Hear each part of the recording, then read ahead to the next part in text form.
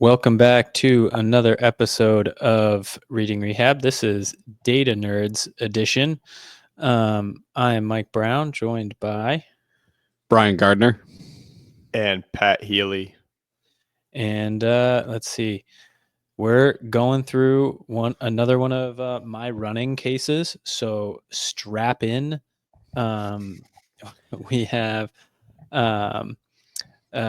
this case here. So a female runner with left lateral knee pain, which only happens when running for greater than 10 minutes. For a while, it was greater than 20 minutes, and that just like slowly started going down. And I'll save like all the testing and stuff that we did. There wasn't really anything like fancy for it. Honestly, after the subjective, I was like, yeah, this is your IT band. So after the initial eval, the working diagnosis was IT band pain syndrome. So tests that I did with numbers in them.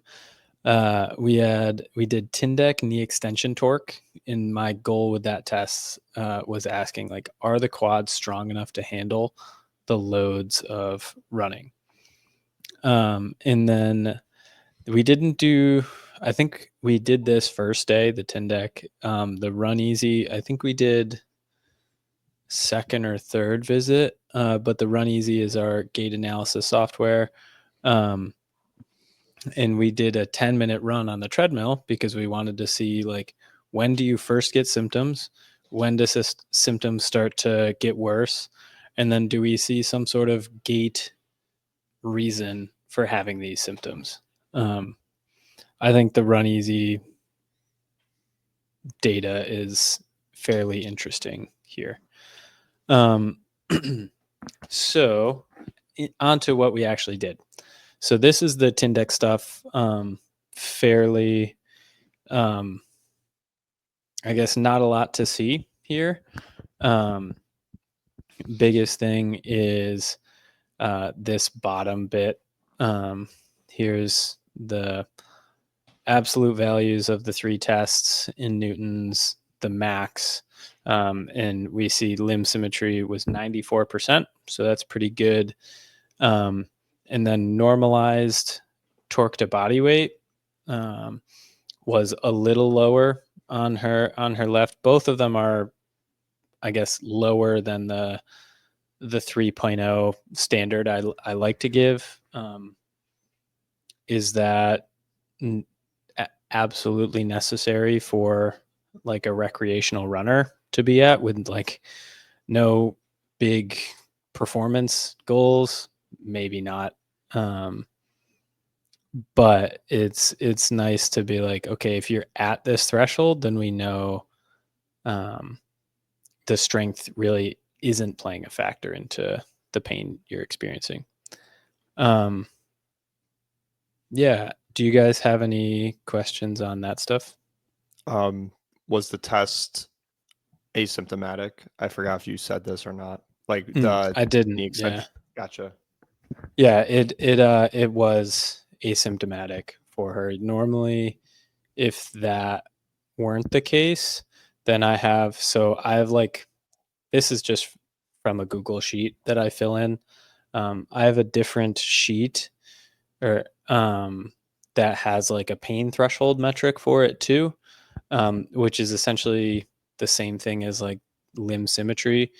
But for example, for her left leg, if it was painful, I would take her max force with pain. So that would be this number. And then divide that from the max force without pain. And ideally that's 100%. Like the max force you can generate with pain is the same as is just like your max force. But often that isn't the case. I feel like I said that weird, but does that make sense? Are you saying that you take their max, even though it's painful, and then you kind of have them push until they have pain, and you kind of take that max? Yes. On the same until limb? Yeah, on the same limb. So like Gotcha. right as they start to get pain. So often so if this is 450, just for simplicity's sake, often that's around, like, I wouldn't be surprised if that's like 350 newtons. And then whatever the ratio is there. Yeah. And then to me, it's most important to get that pain threshold up to 100% before putting too much stock in like limb symmetry, like overall limb symmetry, and their peak torque values. Like those things are going to improve, but it's not the like rate limiter for them, if that makes sense. Cool. So that was the torque stuff. I think I want to skip ahead some just to say, pretend you don't see this bottom bit. But the main interpretation from that is that like the quads are strong enough to run. We want to see greater than 2 Newton meters per kilogram, but could still improve. That's the greater than 3 Newton meters per kilogram, and that they have good symmetry and strength. So it's probably not the quad strength, at least the peak force that it can generate, that is the reason why she's having pain.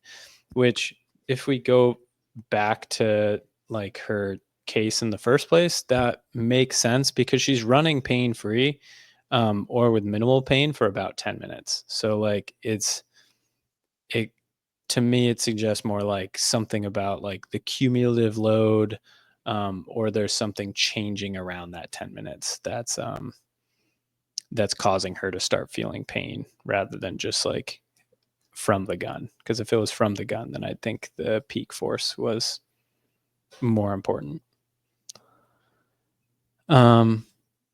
Cool. So now for the Runeasi stuff. I talked about this a little bit off air, but I mean a while ago at this point, I did another case with Runeasi data, and that the numbers looked a lot different from this, because those numbers were more the average from the testing period that we did.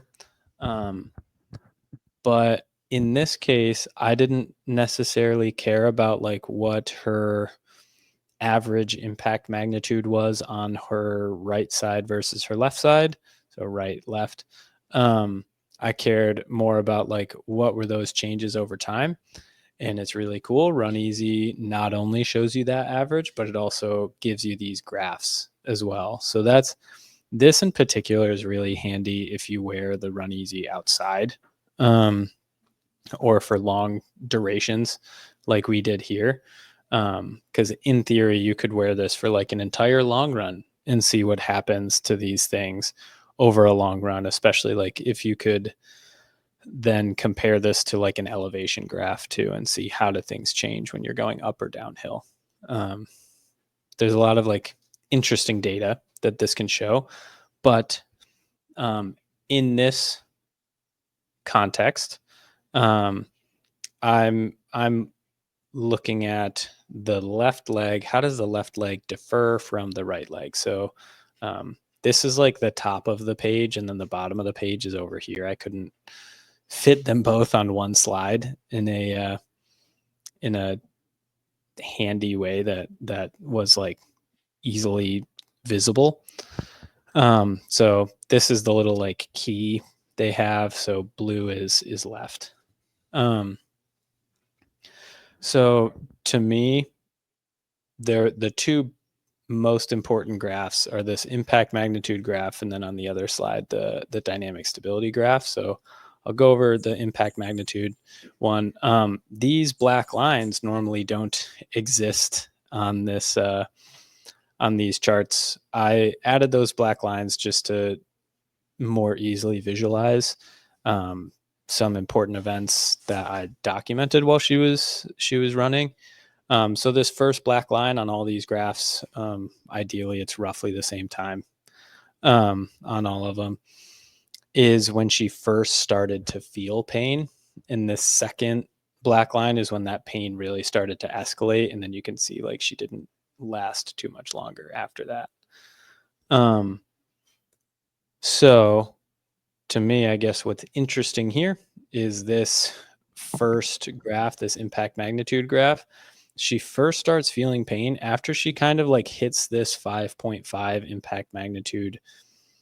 I'll call it a threshold. Like it's not, it's just a arbitrary threshold for herself, but that's where she kind of like you can see when she first started up until that like roughly 5 minutes, her impact magnitude on the left was continuing to go up this whole time and then leveled off at that 5.5. And that's again when she started feeling that pain. So one of my thoughts from this data is, what if we just maybe this goes up a little bit, but what if we can make it level off at 5? When would she start feeling pain there? Would she feel pain at all? So those are that's one takeaway I have immediately, is like, this seems like some sort of threshold for her, that if we can decrease her overall impact magnitude, then maybe she'd be able to run longer with less pain.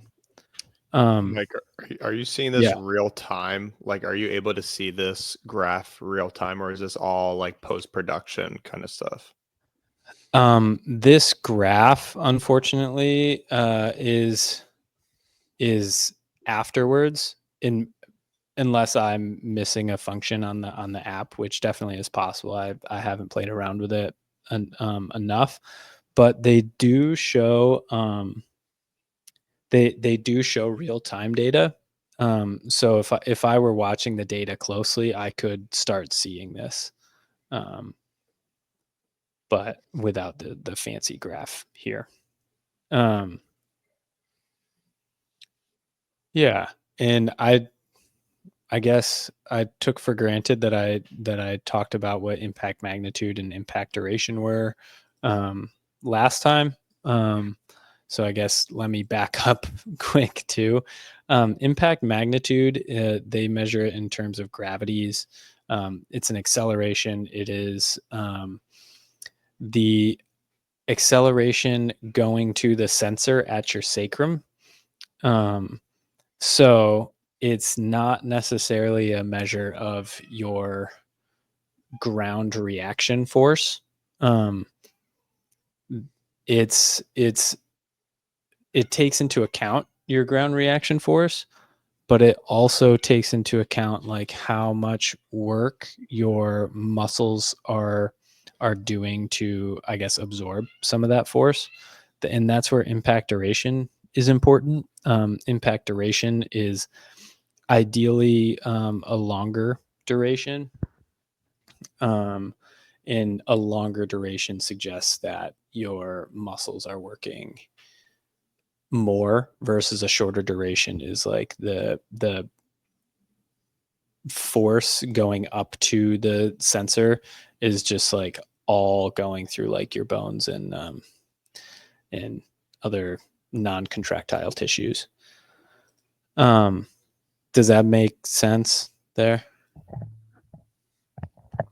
Yes. Yeah. Cool. So then I guess taking into context this impact magnitude and the impact duration absolute graphs, it's interesting to me that her right leg had technically a worse impact duration compared to her left leg. Her left leg was consistently doing the same, I guess I'll say the same amount of work via the muscles. But the impact duration stayed the same as the impact magnitude was going up. So I'm wondering what was going on there. It's also interesting that I guess the point in between these two bars on the impact duration side is where the asymmetry between right and left starts going down the most. And that's when she starts having pain, and then pain starts to escalate. I don't know if I can if I have a good explanation for why, or if impact duration is linked to her her pain or not. And Mike, Yeah. the red is right, correct? Correct. Yes. So Yeah. I guess my question for you is, since it's her left, and then would she possibly have something going on her right, or previous injury to the right? Potentially. One other thought I have for why this is the hard part about impact duration, because longer time does not necessarily mean better. In this context, knowing her left is the involved side, it could potentially indicate a poor ability to generate force quickly on her left side, which could be causing pain. So that's where these numbers are really important to know, like the context of the person. I feel like that's especially relevant with impact duration of these.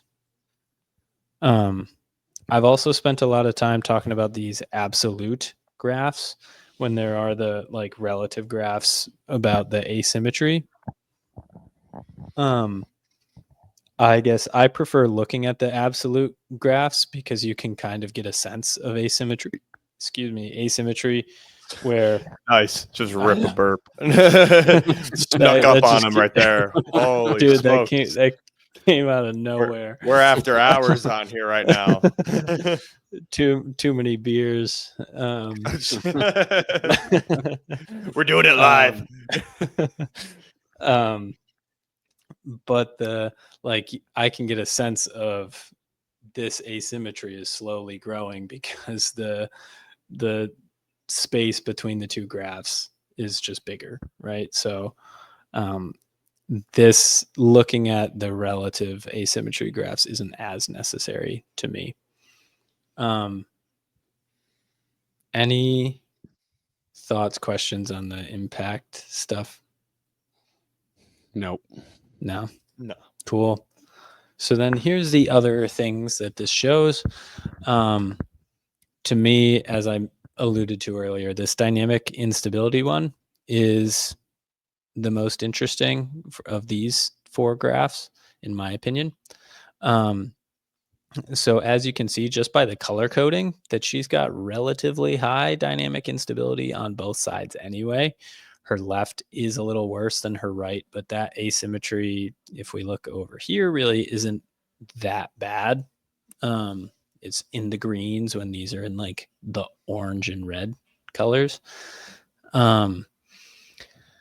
So you can see actually on both sides, maybe right leg starts leveling off a little bit more, but on both sides, the dynamic instability just continues to go up each time. In a round, again, it kind of works out well that the pain starts escalating for her when she kind of hits this color code like threshold here, where it goes from orange to red, and then she spent a little bit of time there, and then she just consistently is holding at that point. That's when the pain is really escalating. So to me, there has to be some knowing that these numbers are just high in general, and that then it feels correlated to her like escalating pain. There has to be some sort of connection between dynamic instability and then also if we look at impact magnitude as well, because it's especially with how I have these laid out on the slides, it's easy to be like, oh, these are separate things happening at different times.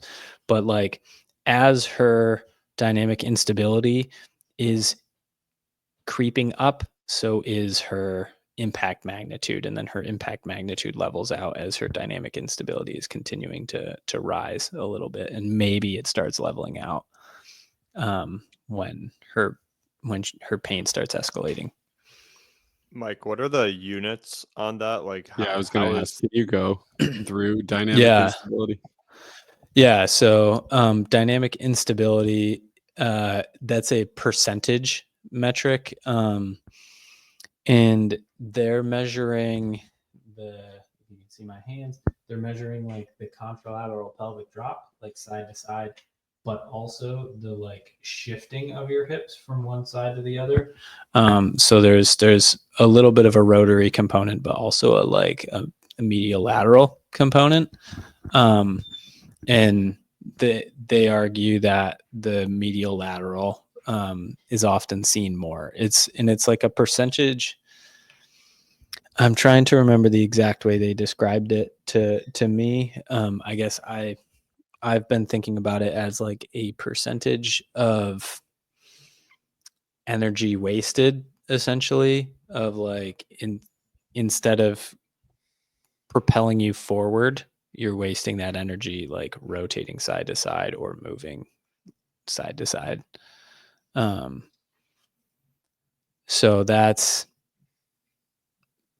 my understanding of the dynamic instability, and that could be a flawed understanding, but I think to me the biggest thing is just looking at it like how stable are your hips. And often like I do a visual gait analysis too, so like at the same time that they're doing this running bout, I'm taking a video on my phone. I wasn't doing this the whole 10 minutes that she was running, but typically it's only a 1 minute bout.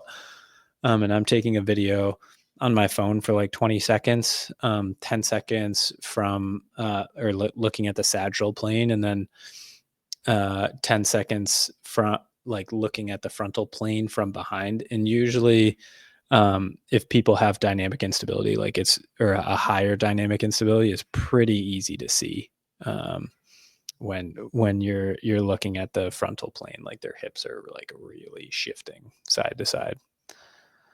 And especially in her case, knowing she has IT band pain, this is especially relevant because when she's landing on her left side and her right hip drops down, that's putting a relative stretch to the hip abductor muscles, which could put just a little bit of extra tension on the IT band distally. Yeah. I appreciate that she's got a low asymmetry there. Then also I was gonna say all my homies hate ratios. So yeah, exactly. It's funny too. I've seen, this isn't the case with her, but I've seen people who have, like, I actually saw someone today who had a really low average impact magnitude on both sides, where it was 3.0 and then 3.1. But because the 0.1 is such a large, or a much larger amount relative to the small number of 3, it said she had a fairly high asymmetry between the two, even though like the absolute asymmetry is really small. So that's where ratios don't work perfectly. Otherwise though, like her ground contact time, there is a difference. This is showing that she's spending less time on her left leg, which is interesting knowing. So she's spending less time on her left leg, but she has a longer impact duration on that side. So I don't know. I need to get better at the data interpretation myself on the correlation of the two of these. I do know you want to look at how long is the impact duration relative to the ground contact time, and a longer, in theory, you want impact duration to be half of the ground contact time, because that's meaning like you're absorbing force and you're propelling. I don't know if I've ever seen that but that's like the theoretical, like that's what you want through stance phase. Yeah. So I think the main thing from this ground contact time graph is it's relatively consistent, and there's a relatively consistent asymmetry where her right leg has a higher ground contact time than her left, which maybe again is showing that maybe it's her right leg that has some issue that's causing increased load to the left leg. Any thoughts or questions around these things?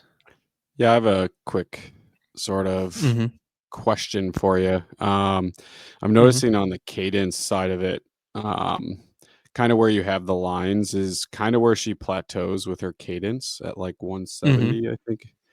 Do you think it's more of a cadence issue for her than it is like a force absorption, force production issue? It could be. You could argue that a higher cadence would require more force absorption and production to like continue to move your feet at quickly.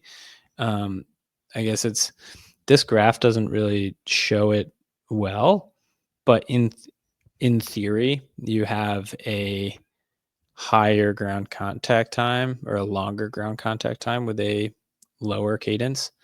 Part of the lower cadence in the beginning, you can see it starts leveling off around 4 minutes there. Research shows that it takes about 4 minutes to accommodate to like 3 to 5 minutes to accommodate to running on a treadmill.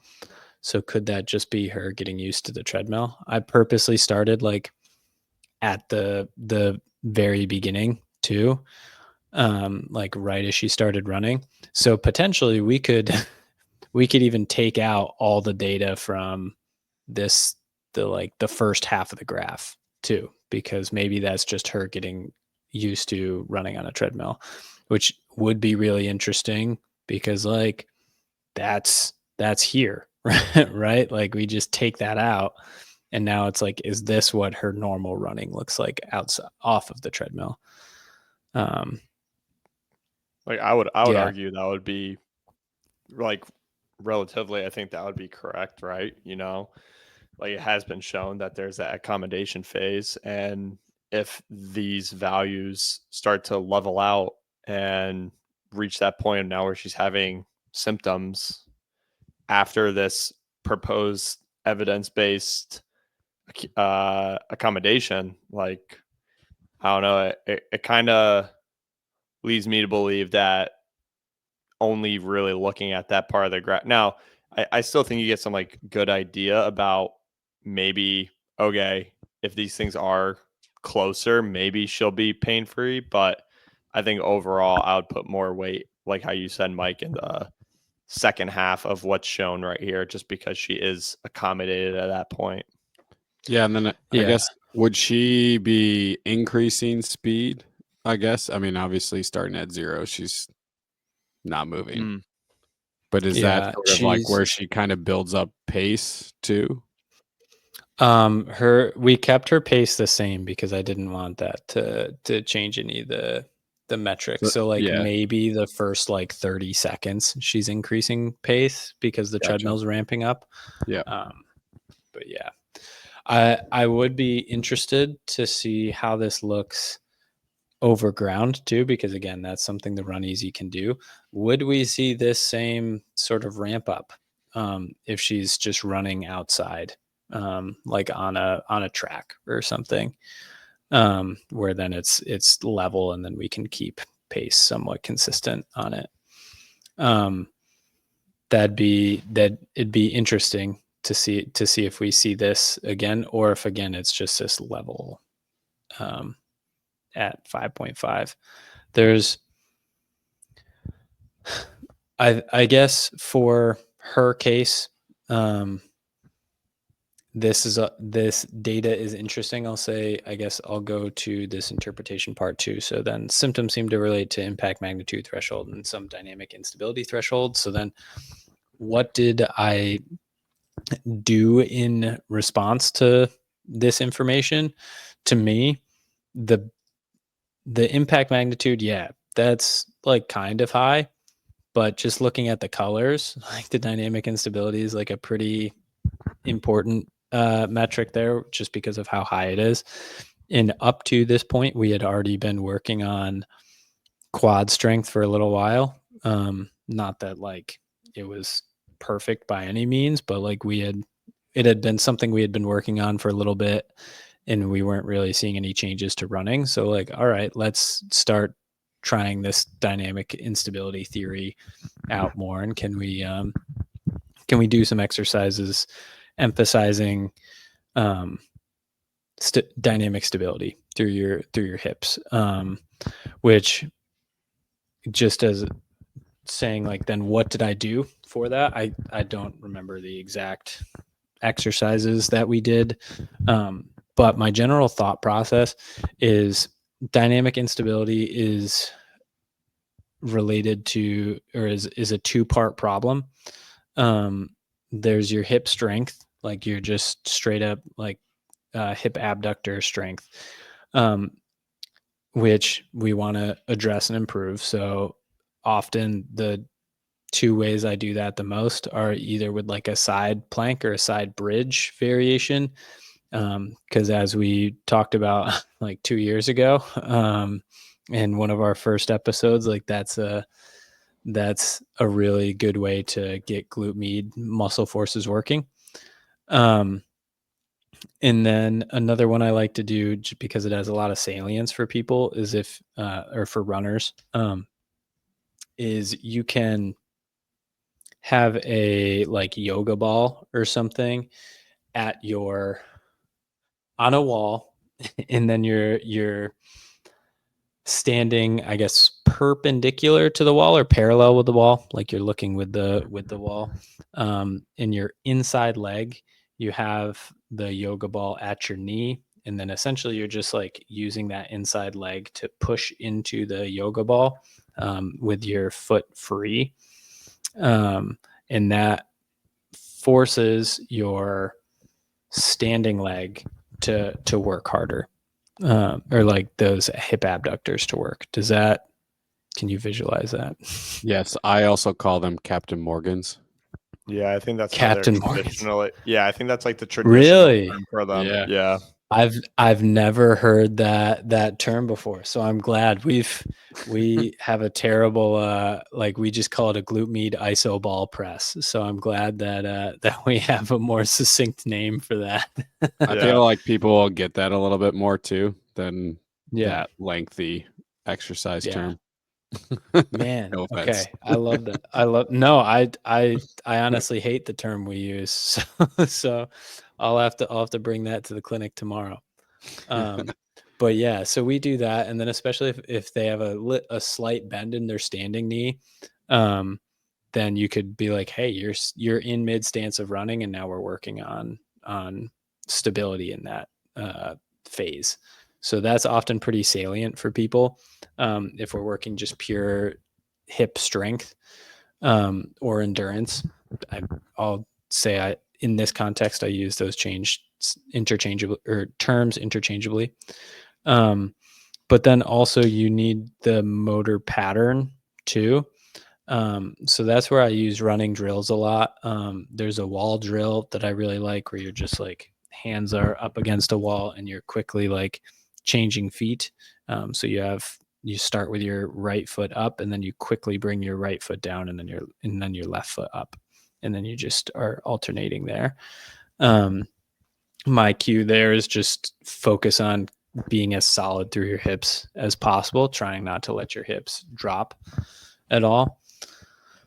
That's a little easier because you're leaning into a wall. You don't have like the full force of gravity pushing straight down on your hip abductors. And then I also like doing high knees or like A skips or something like that, really focusing on, again, hips as stable as possible. But that's where we've gone from there. Last time I saw her, she was able to run 15 minutes before the onset of pain. So that's progress. IT band stuff can take a while for people, unfortunately. And also, this is a type of pain that, at least in my experience so far, really does not respond well to taking time off. So a lot of PTs are like, oh, you have pain with running? Well, just take time off and let it heal. Oftentimes, if people do that, then their tolerance for running is much lower when they come back. So then, say, for example, for this woman, she was able to run 20 minutes fine, and then she took time off and then was only able to run 10 minutes, where maybe if she just continued running 20 minutes, or she continued running like just until the point of pain, then she could start stacking volume that way. Yeah. Any thoughts, questions on this case, these things that I talked about? Are you doing any other interventions besides like strengthening of the hips?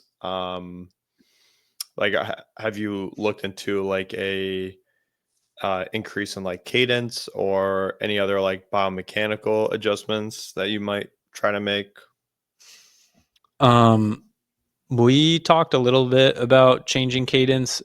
Typically, you could see your cadence leveled out at like around 170. If people are in the high 160s, low 170s, I don't really, changing cadence isn't like my first priority for people. There's not, and then I don't like changing people's gait specifically. I think that opens just another can of worms. So I didn't really do anything running specific other than like dial in the training plan for her.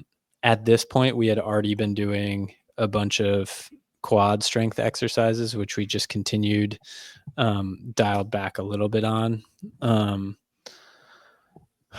and some plyometric things, which we had already been doing like some easier plyometric things. And then to me, running drills are just a plyometric. So then we just progress those plyometrics to running drills, which kind of gets two birds with one stone by working on quad force generation, or like quick, I guess, power generation through the quads, and also working on hip stability.